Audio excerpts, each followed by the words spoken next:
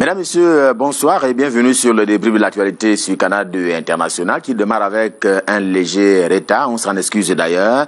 Eh bien, aujourd'hui, on va parler de la succession de ce long mandat des députés et donc élus de la nation à l'Assemblée nationale, ceux de la 9e législature qui rentre bientôt en gare. En tout cas, elle est ouverte à compter du 9 février prochain, date prévue au Cameroun pour la tenue des élections législatives et municipales. Après 7 ans passés à l'hémicycle par les élus de la nation, les députés, à quoi aura donc servi leur mandat? Question fondamentale.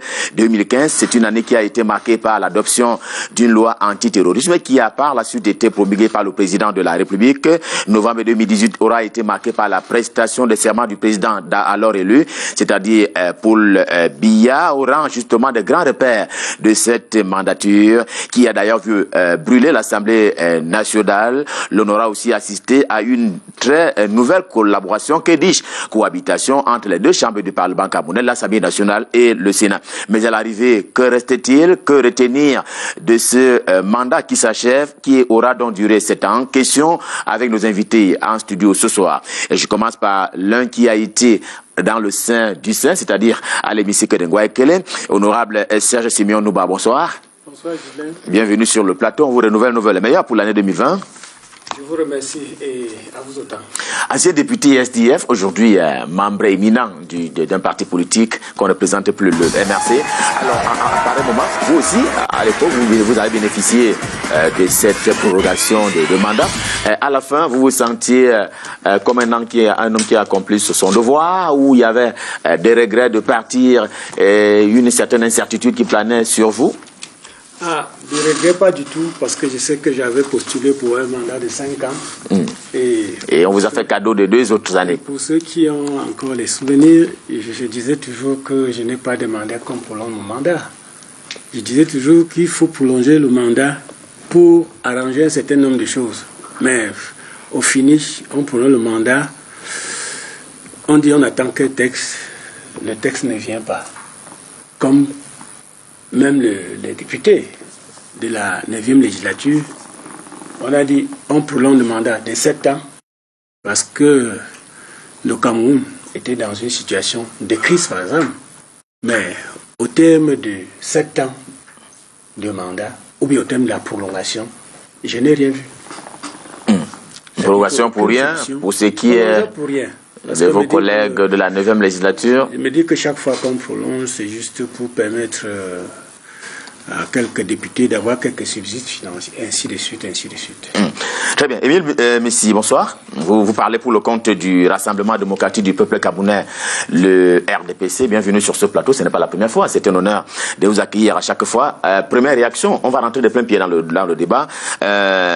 Grosso modo, RDPC, les députés qui partent, c'est avec des fortunes diverses. L'on sait qu'il y en a qui sont, entre guillemets, fâchés, et d'autres qui ont été reconduits. C'est des fortunes diverses. Grosso modo, RDPC, quel est le bilan qu'on fait jusqu'ici pour cette mandature? Gisela Pierre, permettez-moi de vous dire bonsoir. Bonsoir aux copernidistes et aux millions de téléspectateurs de Canal 2 International. C'est toujours avec un plaisir renouvelé que je réponds à vos invitations sur ce plateau pour attaquer rapidement votre question. Je ne suis pas d'accord avec l'honorable Numba qui pense qu'on a prolongé le mandat des députés ou je ne sais pas des conseils municipaux pour rien. Les raisons étaient bien évidentes. Il a évoqué là tout à l'heure la crise. Non, je ne pense pas.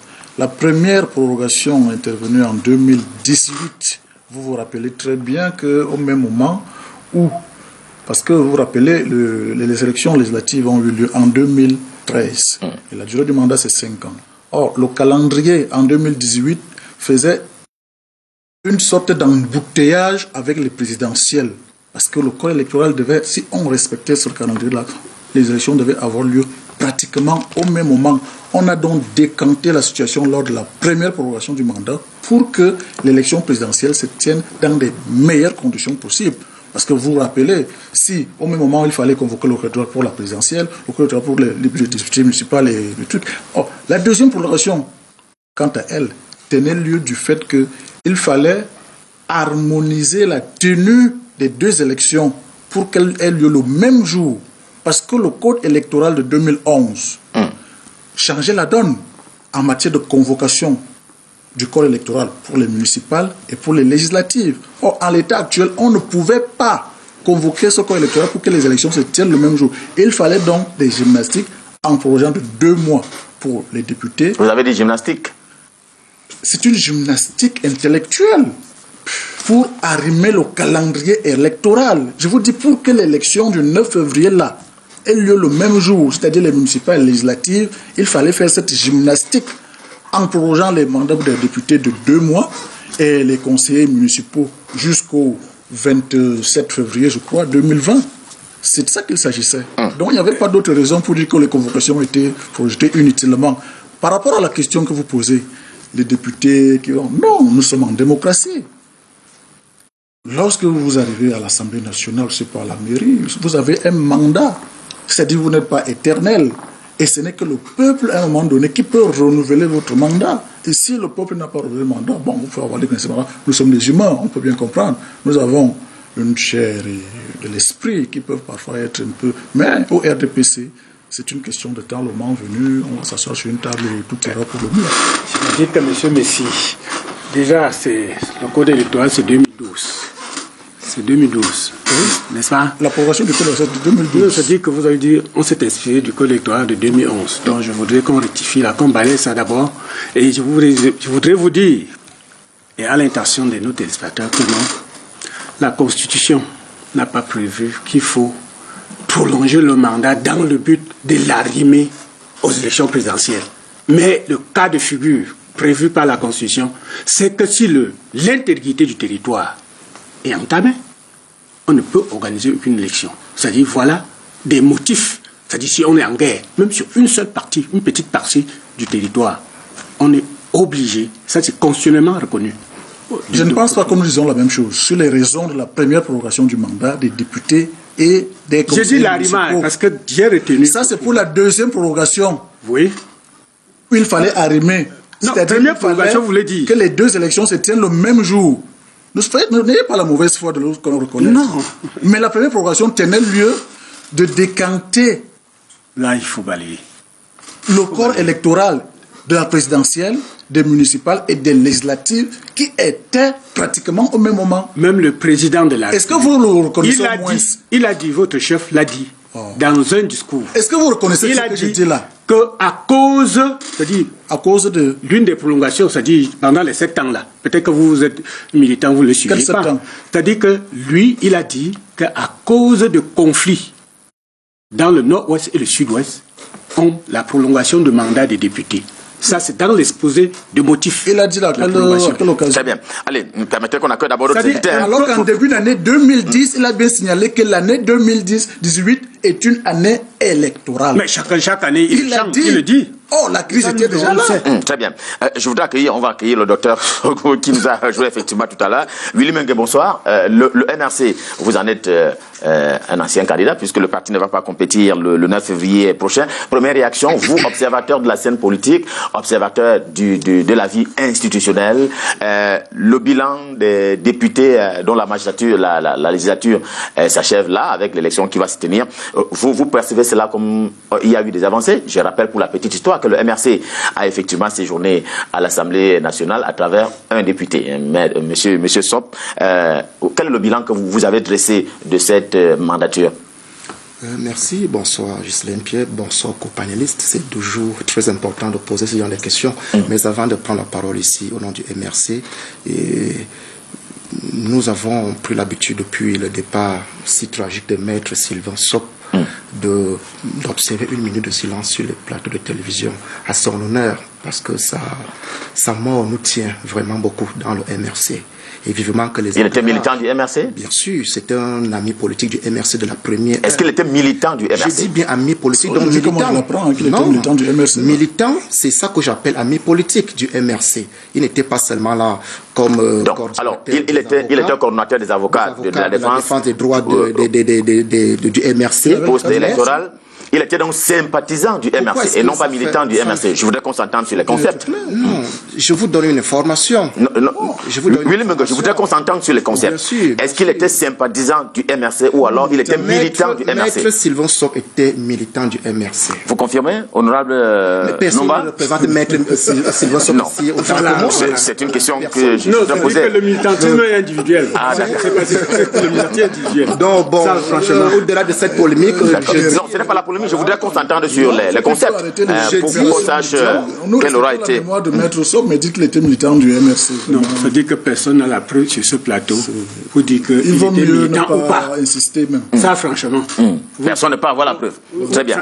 Alors, je dis, une minute de silence serait très importante pour honorer sa mémoire. Retenez cela dans mon temps de parole. Voilà. D'accord. Là, c'est important.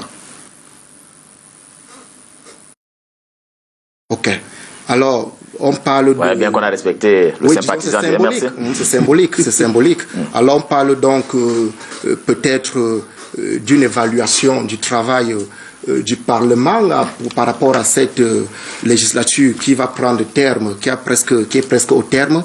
Vous savez, le problème au Cameroun, tant qu'on ne peut pas dissocier les institutions selon la règle de la démocratie, c'est-à-dire le respect, le fait de diluer le travail du Parlement dans l'exécutif, il est difficile de porter le bilan, par exemple, de l'exécutif, du législatif. Parce qu'en fait, le législatif, on a la nette impression, jusqu'à preuve de contraire, hormis peut-être les députés du SDF qui ont de temps en temps pu se démarquer sur des questions sensibles sur lesquelles le Parlement devrait s'intéresser et poser des problèmes, prendre la responsabilité du gouvernement.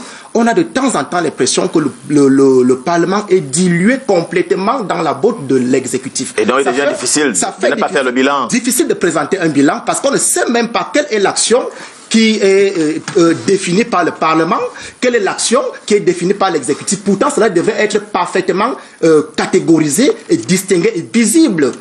Ça fait qu'aujourd'hui, quand on vous pose la question, qu'est-ce que le Parlement a fait pendant 5 ou 7 ans, puisque ça a été prorogé, pendant 7 ans, il est difficile pour un citoyen de vous situer exactement quel a été le travail édifié par le Parlement. Nous avons constaté, malheureusement, qu'au moment tragique, qu'on attendait peut-être voir le Parlement sortir du bois, de son silence, qui est un silence inexplicable, à l'orée de la crise sociopolitique en zone anglophone. On a vu comment les députés du SDF ont voulu à chaque fois que à l'ordre du jour soit inscrit le problème de la crise. Mais à chaque fois, le Parlement a fermé la bouche. On a tout fait pour que ces questions d'ordre importance qui nous jettent aujourd'hui dans la boue et l'honneur du pays qui est aujourd'hui vraiment dans le caniveau avec cette crise qu'on entraîne, avec tout ce que ça comporte, il était difficile de voir le Parlement se prononcer. On avait aussi attendu, si vous permettez, que le Parlement se distingue de sa fonction, c'est-à-dire faire du gouvernement,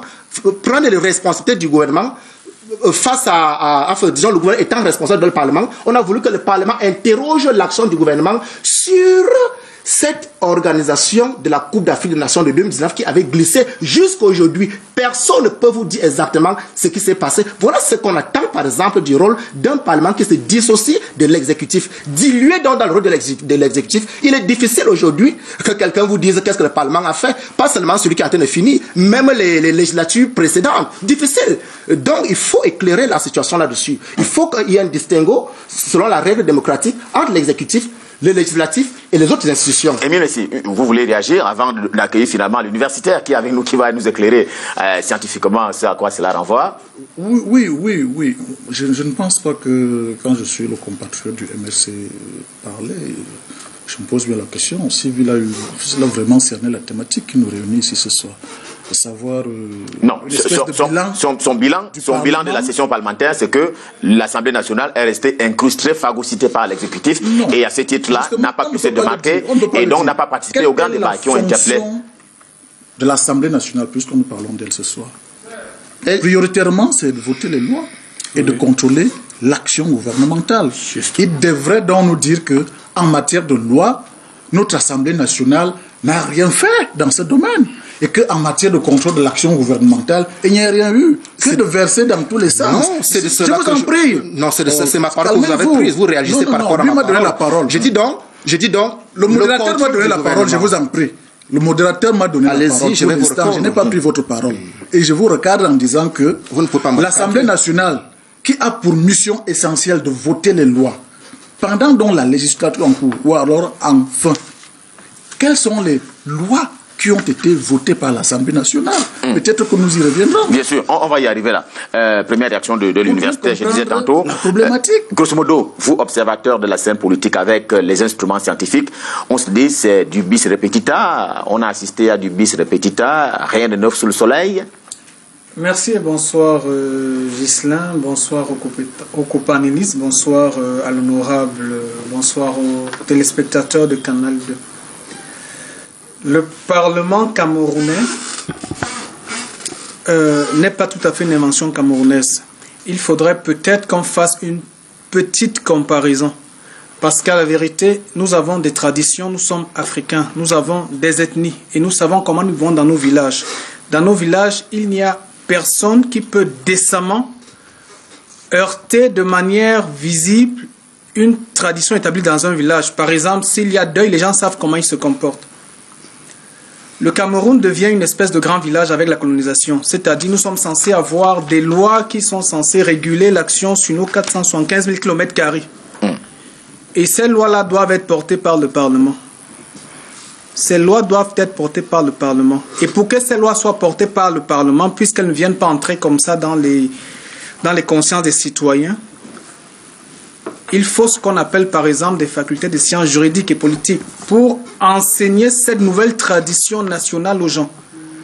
Ce n'est pas fait. Qu'est-ce qu'on veut dire exactement? Ça veut dire les lois camerounaises, on peut tourner la bouche si on veut tourner. Les lois camerounaises existent sur du papier. Quand il faut les appliquer dans la vie nationale, elles sont instrumentalisées. Si à un moment donné, une loi peut permettre à ceux qui tiennent les rênes du pouvoir de légitimer leur action, ils le font. Mais ils n'hésitent pas à violer ces lois quand ça ne sert pas leurs intérêts. Ça veut dire, on peut tourner comme on veut tourner là. Le problème ne sera pas vraiment le Parlement. Les lois camerounaises, celles nationales, celles de nos villages, nous les connaissons, nous les respectons. C'est même peut-être pour ça qu'il y a un peu le tribalisme. Mais les lois qui doivent réguler la vie nationale du Cameroun, c'est-à-dire la loi que doit porter le petit gars qui est au sud, la même que doit porter dans son cœur le petit gars qui est à l'extrême nord, ces lois n'existent pas. Elles sont instrumentalisées par le pouvoir exécutif. Nous nous retrouvons donc dans un pays où vous pouvez dire que vous avez 180 députés. Très bien, ce sont 180 gars qui ont des super primes mensuelles, je vais dire de l'argent plus ou moins public.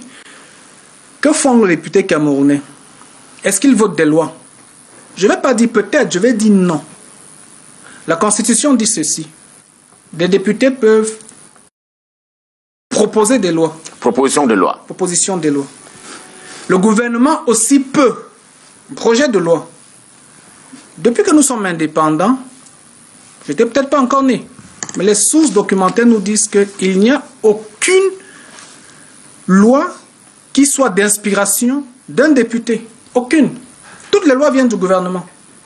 Ce que les députés font, c'est peut-être dire, bon, la virgule n'est pas bien placée. Et ensuite, ils votent la loi.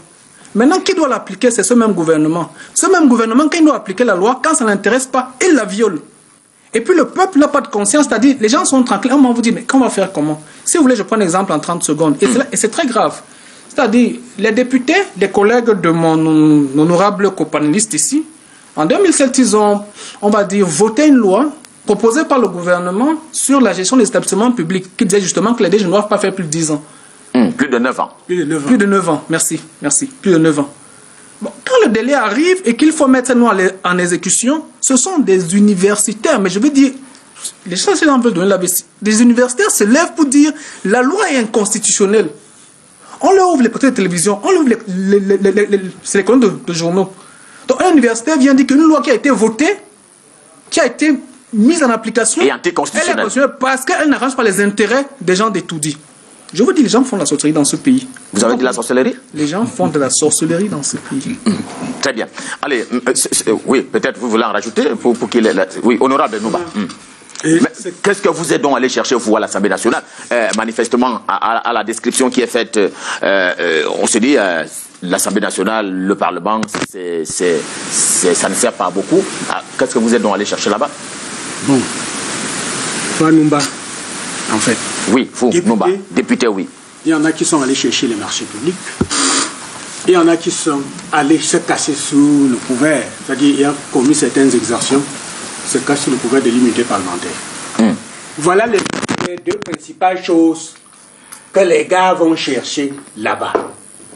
Monsieur Messi l'a dit tout à l'heure. Ah, il l'a dit? Non, il a dit tout à l'heure, je suis en train d'embrayer.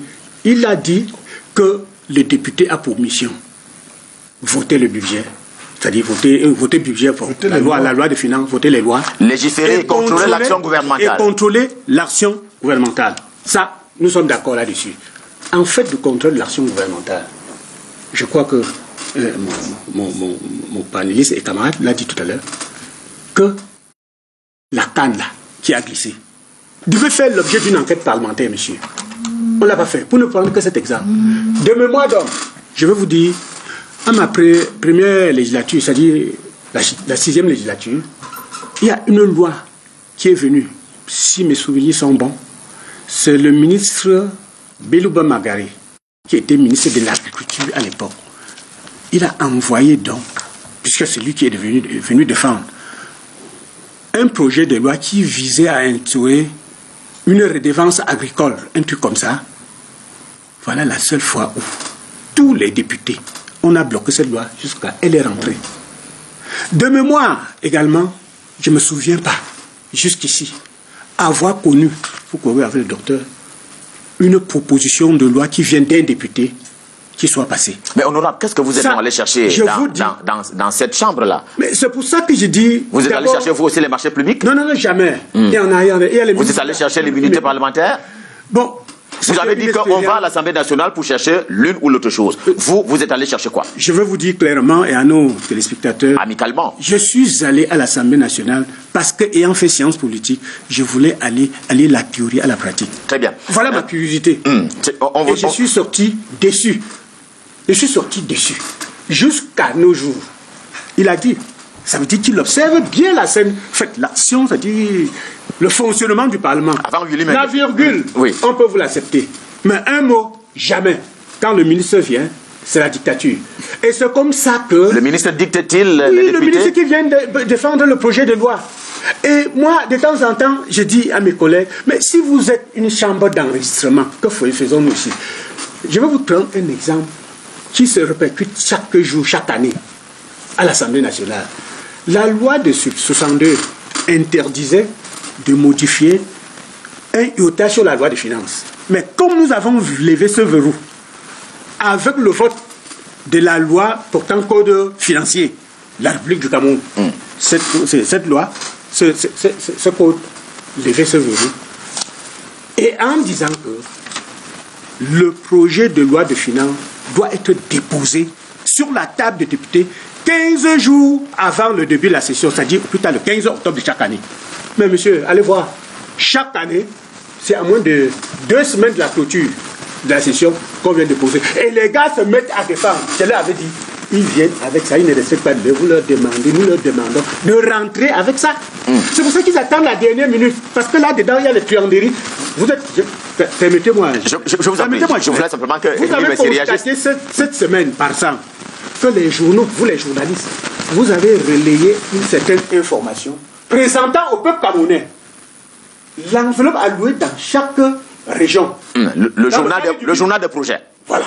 C'est-à-dire que vous avez... J'ai suivi une analyse, je crois que c'est votre chaîne.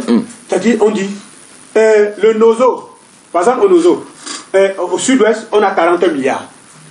Dans le Ndja et le Bois, on a 47 milliards. Le département. Vous voyez? Donc c'est ce genre de pratique qu'on vient, à la dernière minute, on fait les va-vite là et tout et tout. Très bien.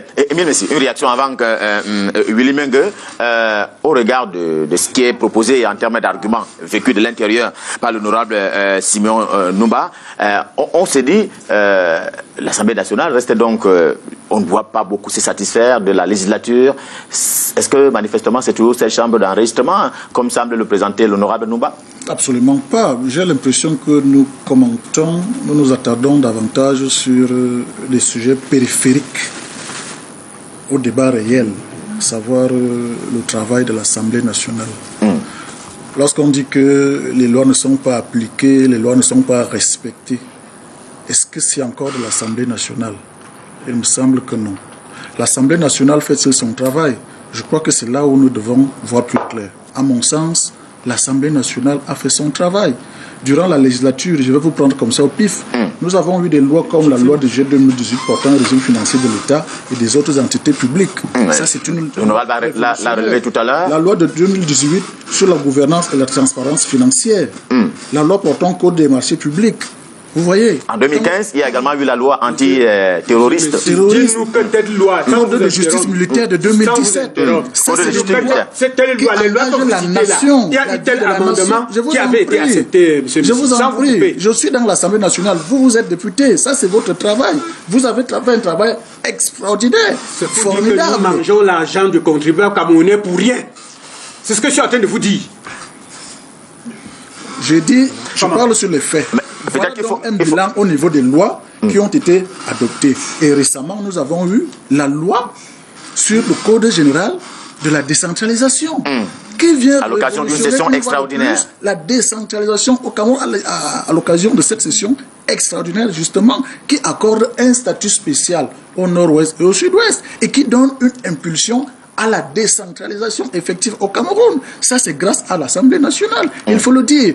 Tout à l'heure, il parlait de l'action du volet action gouvernementale. Certes, nous sommes d'accord qu'il n'y a pas eu une enquête parlementaire sur un sujet donné, mais n'oubliez pas que les députés ont été à la tête de plusieurs commissions de suivi de l'exécution du BIP. Et d'ailleurs, au niveau départemental, ce sont eux les présidents des commissions intermédiaires d'exécution. Suivre ces projets-là. J'en ai fait partie. Mais dites donc qu'aujourd'hui, vous n'avez rien fait. Nous parlons de l'action du député au Parlement. Quelle est l'influence du député sur ces lois-là? Monsieur, dites-nous, ces lois que vous citez, on a voté. Voici donc le problème qui se pose. Je vais vous expliquer. Je vais vous expliquer. Et qui avait été accepté. Lorsque M. Etouké relève le fait que il n'y a eu aucune proposition de loi qui soit passée à l'Assemblée nationale. Non, il a fait un peu l'historique du Parlement camerounais. Oui. Lorsque nous voyons notre député aujourd'hui, un député sérieux doit avoir son cabinet d'experts sur des questions pointues qui relèvent des questions de loi. Comment vivent nos députés? Est-ce qu'ils ont ces cabinets-là? On a souvent vu ce que vous appelez des propositions de loi venant des députés, mais qui en réalité n'étaient pas des propositions de loi dignes de ce nom. C'était tout sauf des propositions de loi. Ça, il faut le dire. Une proposition de loi ne se rédige pas au pif. Il faut le dénoncer. Et je suis peut-être d'accord qu'il faut renforcer la position parlementaire. Il y a les experts en la matière. Il y a les experts en la matière à l'Assemblée nationale. C'est-à-dire que ce qui veut que, même sur le plan de l'amendement, si un député ne sait pas faire un amendement selon combien de députés ont des cabinets entourés d'experts? On a quand même vu une proposition de loi en provenance du SDF, une autre en provenance de l'Union démocratique du Cameroun. Parce qu'un député n'est pas le tout qui sait tout. Il faut le savoir. Mais un député doit tout au moins maîtriser un certain nombre de domaines à partir donc de ses expertises. Oui, mais peut-être d'abord une minute au docteur Etouké sur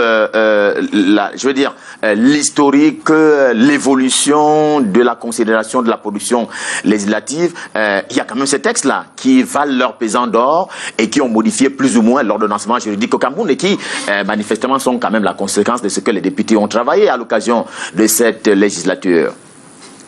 Je suis au regret de ne pas partager cet enthousiasme ou cette conclusion plus ou moins positive. Une loi, ce n'est pas de l'encre sur du papier.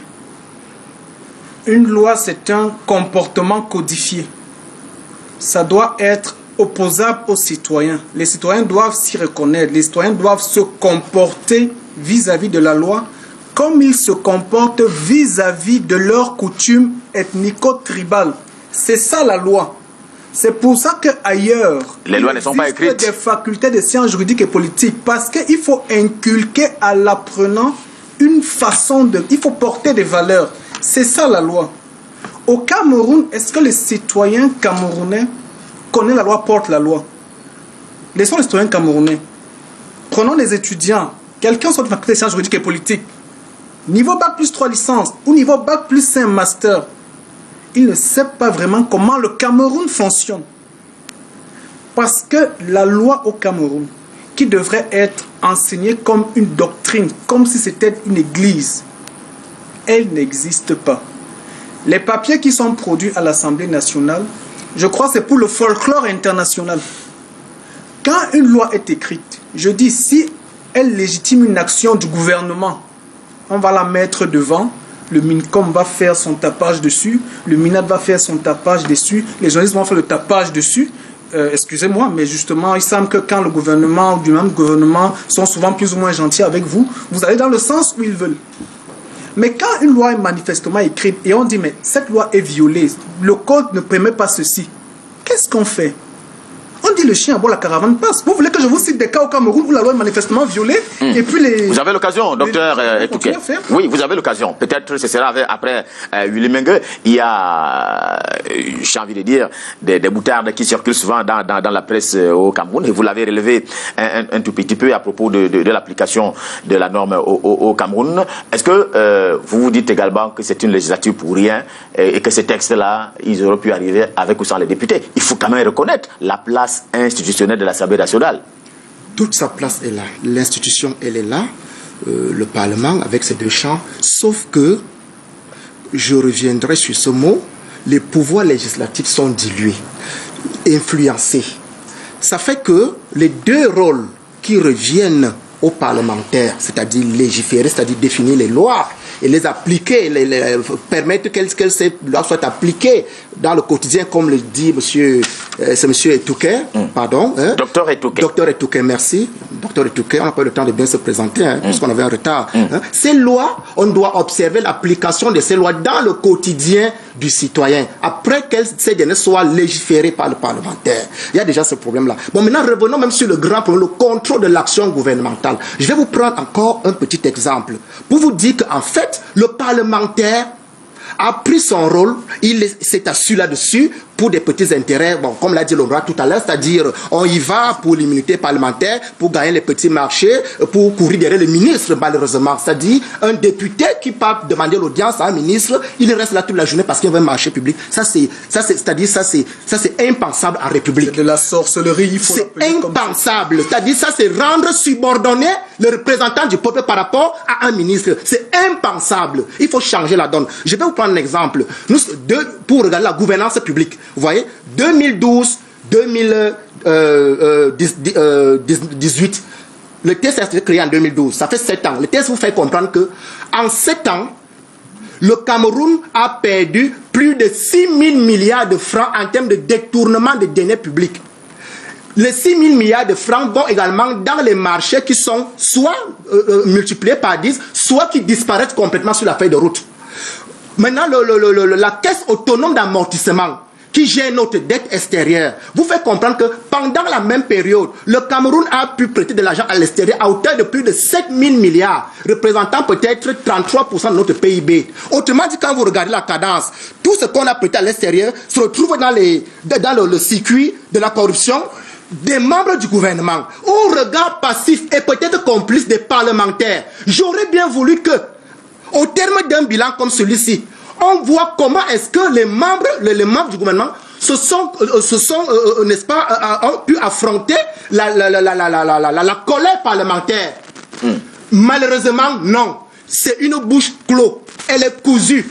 Voilà pourquoi, je vous en prie, voilà pourquoi quand le MRC dit aujourd'hui que les élections, même là, ça ne sert à rien. Tant que le vase est ouvert, nous péchons pour rien. Il faut d'abord penser à rendre nos institutions souveraines. Donnons à nos institutions tout leur statut et tout leur devoir. Faisons de nos institutions faisons-les fonctionner tels que nous les avons pensés. Parce que c'est ça qui fait problème aujourd'hui. Si les exécutifs donc pensent vous mettez les détournements des fonds publics sur le dos de le non-contrôle de l'action gouvernementale par les députés. Par les députés, tout à fait normal. Émile Messi, on en revient donc à la conclusion que cette autre mandature a été marquée par les parlementaires qui parlent, qui mentent et qui se taisent parce qu'ils gagnent le marché public. Je voudrais qu'on nous cite ces députés-là. Ah non. Gisela Pierre-Essono, moi je suis de l'Océan. L'Océan a 2 députés. Oyono Martin, que vous connaissez très bien, avant qu'il ne tombe malade, chacun l'a vu comment il s'exerce à l'Assemblée. Oyono ne gagne pas de marché. Honorable Zitebiloa ne gagne pas de marché. Qui sont mes députés que moi je connais. Cette description, cette peinture qu'on vient de faire du député. D'ailleurs, Martin Oyono a été élu 1 ou 2 fois député de l'année au milieu de ses pairs. Il a eu 2 mandats, effectivement. Zitebiloa est en train de prendre son 2e mandat dès le 9 février prochain. Alors, cette description qu'on nous donne du député camerounais, je veux bien savoir de quel député s'agit-il. Je sais que je connais. Excusez-moi, parce qu'en fait, non, je suis également de l'Océan. Lorsqu'il prenait la parole, non, oui, vous devez comprendre ce qu'il y a que je suis en train de vous dire. Le député de l'Océan fait l'exception. Et voilà même pourquoi le député RDPC, Martin Oyono, je suis de l'Océan. Je suis d'accord, si vous voulez plus précisément. Je vous parle de mon député de RDPC, lui, il fait l'exception. Et c'est justement parce qu'il est sorti de cette directive mystérieuse. C'est parce qu'il est à l'écart de cette norme qui a été installée au Parlement, parce qu'il a commencé à faire des sorties républicaines. C'est pour ça qu'à la limite, il a été pour ça qu'il est paralysé aujourd'hui. Il est vraiment malade. Voilà. Et on sait pourquoi ça s'est passé. Parce que l'homme est sorti de ses gonds, il a déplié sa langue. C'est le député qui a fait l'exception. Très bien. Permettez donc à Émile Messi. Donc ne m'apprenez pas le député Oyono. Très bien. Émile Messi, allez jusqu'au bout. Je parle du député qu'on vient de décrire tout à l'heure. Il fait l'exception. Ah, il fait l'exception. Bien sûr. Pourquoi c'est lui seul qui fait l'exception? S'il devrait donc servir d'exception. Allez, je permettez qu'il aille jusqu'au bout. RDPC. Je vous en prie. C'était des cas, pour être plus précis. Les députés RDPC ne gagnent pas des marchés. Les députés RDPC ne courent pas derrière les ministres pour faire tout ce que j'ai suivi là. C'est parce que moi je peux pas citer les noms. C'est parce que je peux pas. Moi j'ai osé citer les noms. On n'est pas là pour citer les noms des qui auraient gagné les marchés publics, mais c'est son tour de parole. Je vous en prie. Le député au Cameroun fait suffisamment son travail. Le député fait son travail. Non. Il ne suffit pas de dire que le député ne fait pas son travail. Est-ce qu'il ne vote pas les lois qui lui sont présentées? Il les vote. Est-ce que ces lois ne permet pas au pays de se développer, d'avoir une certaine harmonie, d'avoir une certaine stabilité que nous avons aujourd'hui? Le député fait son travail. Sauf que nous mêlons les pédales. Lorsque le député qui a également une fonction de représentation, et tout qui parle davantage des lois, des coutumes et tout, le député camerounais est le représentant de toute la nation, est élu de la nation, à des problèmes précis. Je suis d'accord que c'est parfois ces problèmes précis qui font que l'action du député ne soit pas suffisamment déployée. Parce que jusque-là, le député reste confiné dans sa circonscription électorale. Or, les députés portent les problèmes de la nation. C'est de ça qu'il s'agit. On ne saurait donc dire que le député ne fait pas son travail. Je vous ai dit tout à l'heure, les projets de loi que le gouvernement présente à l'Assemblée nationale, est-ce que... Je vous cite un exemple. La loi sur le Code général des collectivités décentralisées pour l'élection des maires de ville. Vous savez que dans le projet de loi, on n'indiquait pas exactement qui doit être candidat à la mairie de la ville. Les députés ont apporté des corrections. Monsieur Numba, il n'y a pas que les virgules. C'est-à-dire qu'il faut par exemple être conseiller municipal de la communauté urbaine pour aspirer à être maire de la ville. Ça aussi, c'est grâce aux députés. Donc, il n'y a pas que les virgules que les députés enlèvent. Honorable Numba, oui. 146. Sur ce point précis, il n'y a pas que les virgules. Il y a eu ajournement et on a senti que certains sont sortis quand même de leurs réserves. Vous avez dit tout à l'heure que c'est les virgules que... Jouons quand même un exemple quand même. Parce que les députés qui se sont un peu bougés là, ce sont ceux qui ne sont même plus sur vos listes. Ça, c'est un procès d'intention. Non, je vous dis là. Je vous dis. Vous pouvez les citer. Non, les gars. Non, on ne cite pas. Vous avez l'occasion de les citer. Non, on ne cite pas quand même. Comme ça, on ne cite pas. Qui sont ces députés qui ont fait bouger les choses et qui ne sont plus sur les listes, honorable Numba? Monsieur Martin Oyono, l'honorable Martin Oyono, j'ai partagé la 8e législature avec lui, c'est parce que c'est quelqu'un qui n'accepte pas n'importe quoi. Mais vous n'avez pas reconnu qu'il y a des ça... députés qui n'acceptent pas n'importe quoi? Non, moi parce que bon. En fait de députés... Et il y en a beaucoup aussi non, qui sont comme lui. Il n'y a pas plus de 3-4 députés. Ça, je vous le dis. Franchement, et il était même pratiquement le seul du RDPC qui disait non, pendant que les autres étaient en train de dire... Il a même supprimé tout le monde. Mais franchement, donc il faut comprendre que la proposition de loi, je cite toujours une disposition du règlement intérieur de l'Assemblée nationale, qui dit que quand une proposition de loi venant donc d'un député arrive à une première session, disons par exemple la première session de mars, si on ne l'examine pas en session de mars, on ne l'examine pas en session de juin, on l'examine de plein droit en session de novembre. Si c'est que vous appelez proposition de loi, attendez, honorable. Mais on n'observe pas. Honorable. Même passer à la conférence de présidents avant d'être rejeté. Honorable. Donc, je vous ai dit le préalable. Ce que vous avez qualifié de proposition de loi, s'il ça n'en est pas une, c'est de ça qu'il s'agit. Au commencement alors. Au commencement. Parce que le tout n'est pas de dire, de rédiger quelque chose pour dire que j'ai une proposition de loi. Je le dis sous le contrôle de... Docteur Etouké. Voilà, des politologues. Un député, quand il est élu, et il est élu, ce n'est pas, ça veut dire que c'est des professions diverses. Ça veut dire qu'il y en a qui ne savent même pas. Hein? Ça veut dire qu'ils doivent avoir des cabinets. Non. Et vu sur ce temps, j'ai essayé de vous interrompre tout à l'heure pour vous dire une chose.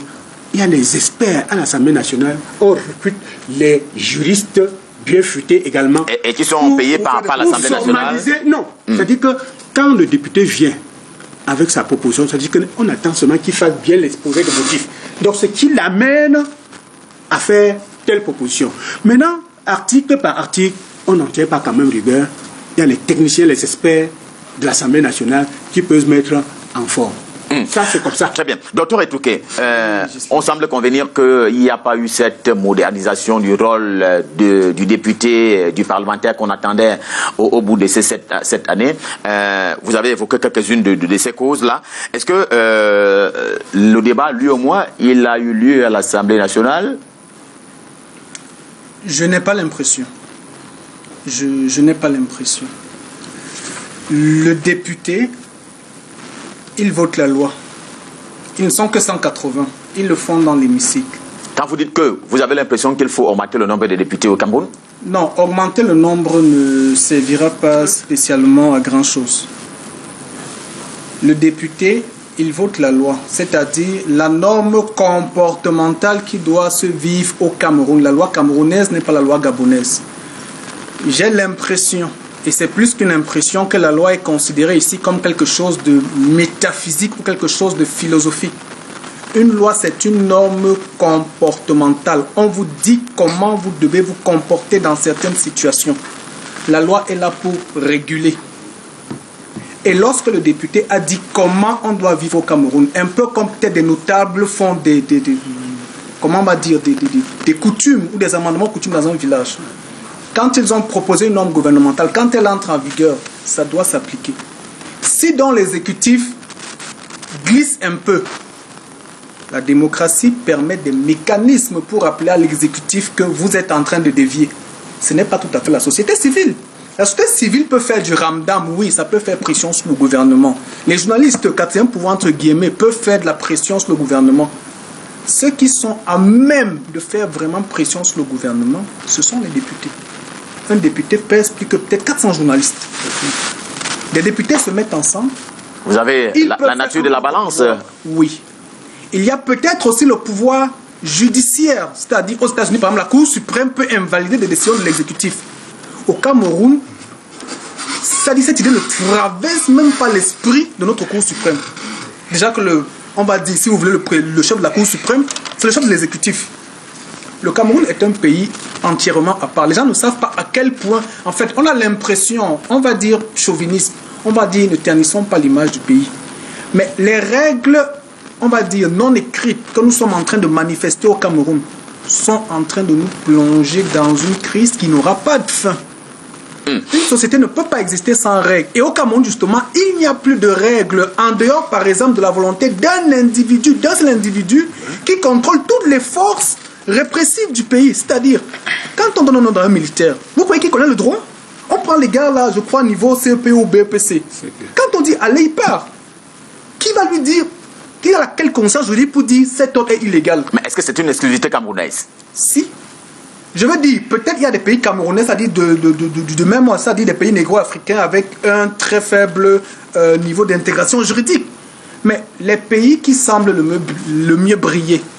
Les pays anglo-saxons. L'Occident, pourquoi là-bas la loi est forte? Quand ce monsieur Obama, c'est vrai que c'est pas trop mon modèle, mais quand il a dit qu'il faut des institutions fortes et pas des hommes forts, qu'est-ce que ça veut dire? Vous pouvez arriver dans un village camerounais, un chef est au-dessus des villageois. Ce qui tient un village camerounais, nos villages dont nous sommes fiers là, même s'il faut qu'ils disparaissent un peu, c'est la coutume partagée par tout le monde. La coutume, on a dit, si un chef décide de violer la coutume, les gars vont le déposer, plutôt va même le tuer. Mais ici au Cameroun, des individus tordent la loi à gauche et à droite comme ils veulent. Vous avez dit, vous avez promis, voilà, vous nous avez promis des exemples, oui. 2 exemples simples. Le chef de l'État dit, je donne 500 000 ordinateurs aux étudiants. 3 ans, que sont les 500 000 ordinateurs?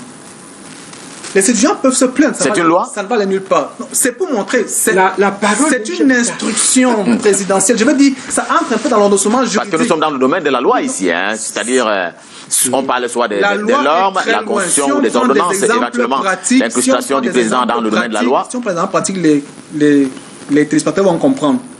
Mais s'il faut entrer dans un exemple vraiment, on va dire, légistique, on peut prendre la loi de 2007 sur les entreprises. Vous l'avez déjà énuméré. Mais je ne suis pas allé au fond. C'est pour ça qu'il dit un exemple le plus parlant, c'est-à-dire un exemple où, on va dire comment, un dispositif réglementaire est violé parce que quand le président prend des instructions, il utilise le pouvoir réglementaire.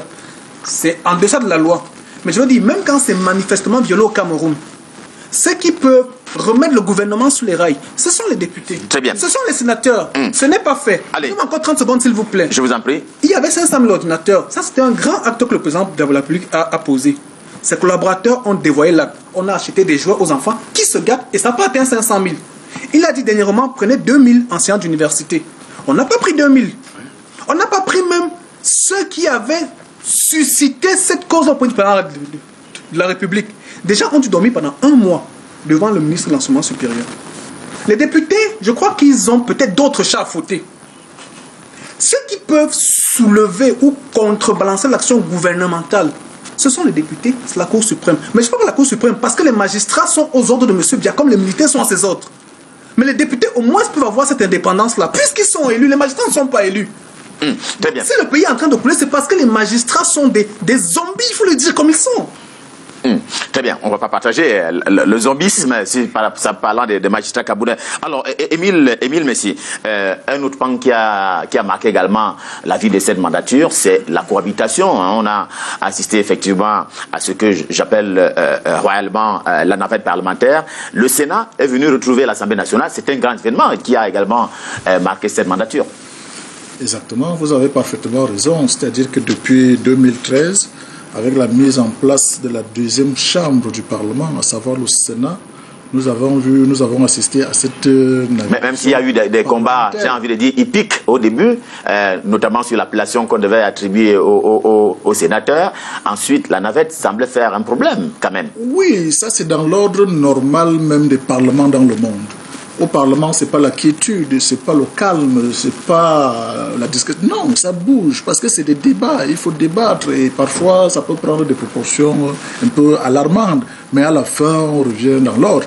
Même à l'Assemblée nationale, on a déploré également ces comportements un peu déviants de certains parlementaires lorsqu'il fallait prendre des grandes décisions qui engagent le pays, qu'il fallait légiférer sur des lois plus importantes. On a vu ce comportement d'un certain nombre de députés, soit qui sortaient, soit qui sont allés jusqu'à agresser les autres. Vous vous rappelez de ces effusions de sang qu'il y a eu à l'Assemblée nationale. Ça également, c'est à mettre à l'actif de ce qu'on peut déplorer par rapport à cette législature. Donc tout ça, au finish, c'est quoi? C'est que l'Assemblée nationale, puisque nous parlons d'elle, a fait son travail. Les lois qui sortent de l'Assemblée nationale, je voudrais rappeler à mon compatriote Touquet que lui, il se mêle de pédale. Nous parlons des lois qui sortent de l'Assemblée nationale. Ces lois sont-elles des bonnes lois? Encore qu'on ne juge pas une loi dans une république, parce que la loi est l'émanation de la volonté du peuple. Et la loi ne demande qu'à être appliquée. On n'apprécie même pas une loi dès lors qu'elle est votée et promulguée. Dura lex, sed lex. Donc, elle est dure, mais c'est la loi. Nous sommes d'accord que le Cameroun a les meilleures lois dans le monde. Tout le monde s'accorde à dire que nous avons des meilleures lois. Le débat sur le respect des lois, sur les interférences entre l'exécutif, le législatif et le législatif, c'est un autre débat qu'il faut ouvrir. Or, il me semble que ce n'est pas ce débat qui nous réunit ce soir.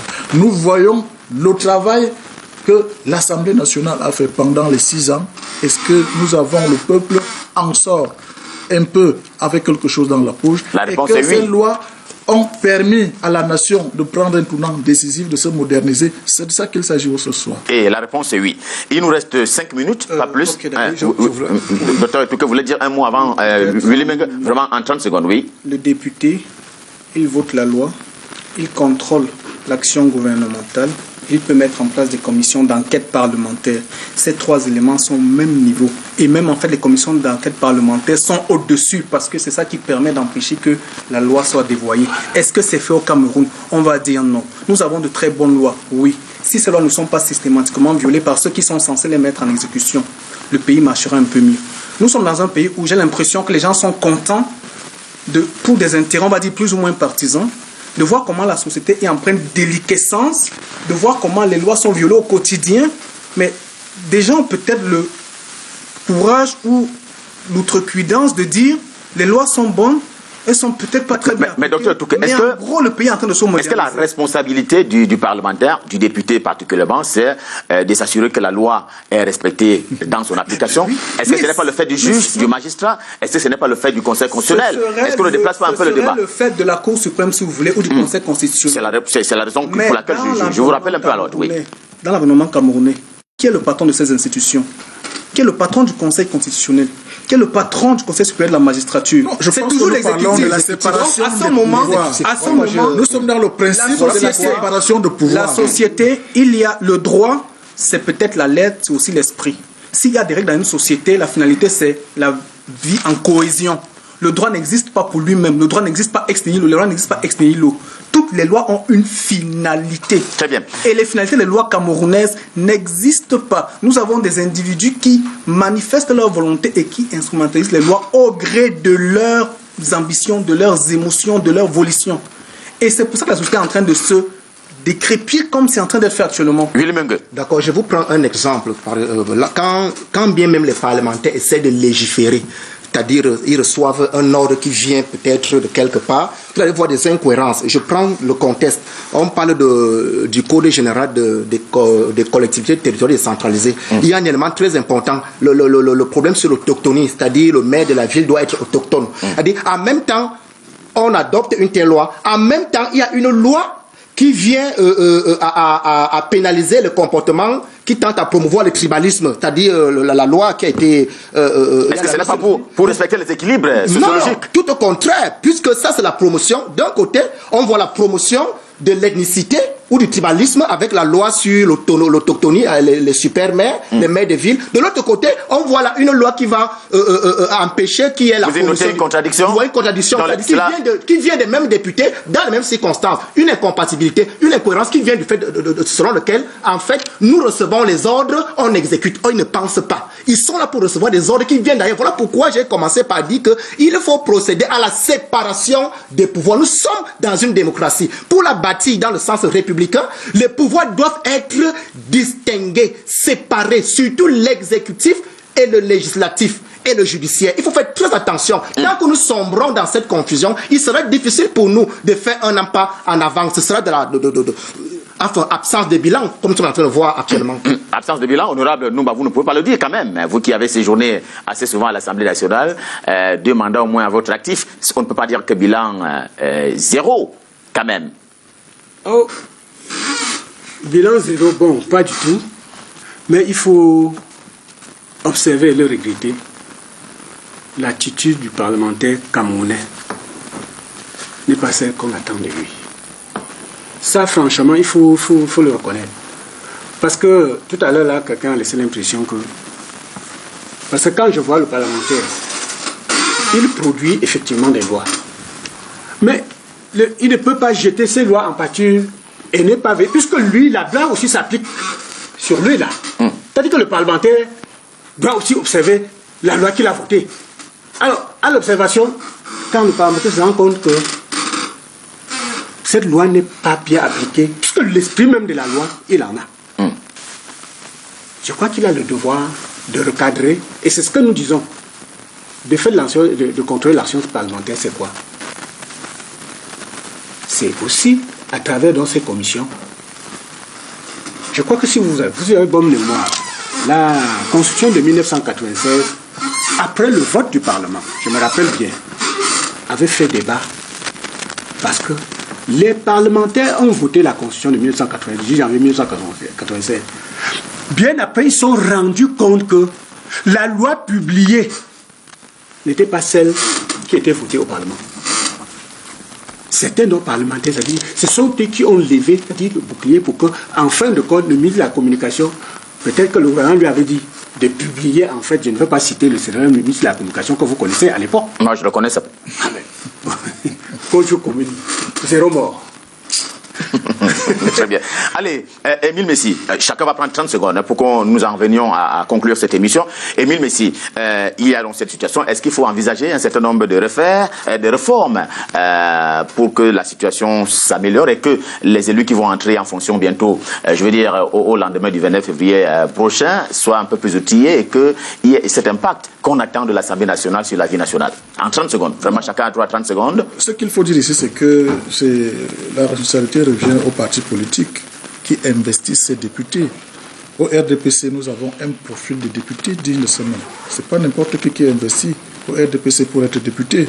Mais on peut regretter qu'ailleurs, on peut devenir député là-bas n'importe comment et avoir ce qu'on vient de décrire tout à l'heure. Donc, pour dire que chez nous, au RDPC, pour l'élection du 9 février 2020, le profil du député a été bien défini et les hommes qui ont été choisis n'apporteront que une évolution significative à la prochaine législature. Willy Mengue, des réformes à entreprendre en 30 secondes ou 20 secondes? Justement, le Cameroun a besoin de fouler ses pieds sur les sillons de la Renaissance. Ça, c'est même la mission première dans le mouvement pour la renaissance du Cameroun. Voilà, nous sommes en train de décrire le Parlement qui est essentiel dans la vie d'une nation avec tous ces points de défaillance. On comprend qu'il y a des réformes très importantes à faire. Et ça rentre dans la droite ligne du MRC. Honorable Nouba, réforme effectivement, avec ou sans vous? Effectivement, le Parlement camerounais a besoin de réformes. Et la première des réformes, c'est quoi? J'avais dit même à l'époque que on devait chercher à promouvoir les candidatures indépendantes. Au niveau qui sont prévus d'ailleurs. Non. Jusqu'ici, ce n'est qu'au niveau des élections présidentielles, mais au niveau des élections municipales, législatives et sénatoriales, il faut les candidatures indépendantes. Les candidatures indépendantes devaient libérer les candidats. Parce qu'actuellement au Cameroun, si tu as l'ambition d'être député, sénateur ou conseiller municipal, tu es obligé de partir par un parti politique. Allez. Et pour t'investir, on te pose un certain nombre de conditions. Allez. Proposition donc plus libre. Réforme en termes de proposition, candidature indépendante pour les députés. Dr Etouké, pour terminer. Les lois doivent devenir au Cameroun ce qu'elles sont dans les pays développés. C'est-à-dire pas les loisirs. Doivent être des normes de comportement. Et ces normes de comportement, à partir du moment où elles sont écrites, les citoyens qui ont compris sa loi doivent pouvoir s'en prévaloir. Puisque actuellement, au Cameroun, nous sommes dans une société où la loi est écrite pour le petit peuple, ceux qui tiennent les rênes de l'État peuvent violer la loi sans en subir les foudres. Nous ne sommes pas en état de droit, nous sommes dans un état où c'est la force qui prévaut. Et ça, c'est ça qui est en train de fragiliser et d'entraîner la société camerounaise dans le déclin que nous sommes en train de vivre aujourd'hui. Il faut que nos lois deviennent des normes comportementales. Le président de la République doit se comporter tel que la loi est écrite. Et puisqu'il a le bic pour écrire la loi, qu'il écrive dans une loi qu'il va pouvoir respecter lui-même. Parce que ce qui nous embarrasse, C'est que quelqu'un prend son bic, il dit désormais on va faire ça. Et après, allez, la loi. Merci monsieur. Merci monsieur d'être venu. Seul à manquer à cet appel, Jean-Simon Ongola, député RDPC à l'Assemblée nationale, qui a confirmé sa présence sur ce plateau. Mais vous avez bien constaté, sa chaise est vide ce soir. En tout cas, c'est un ancien député du RDPC, le parti d'Émile Messi, qui parlait pour le compte de ce parti à l'occasion de cette autre édition de le débrief de l'actualité sur Canal International. Merci à vous d'être venu. Merci bien entendu à Willy Menga du MRC. Merci à l'honorable Serge Simeon Nouba. Merci infiniment à Dr Etouké qui a pris de son temps précieux pour revenir ce soir participer à nos échanges. C'était le débrief. Merci.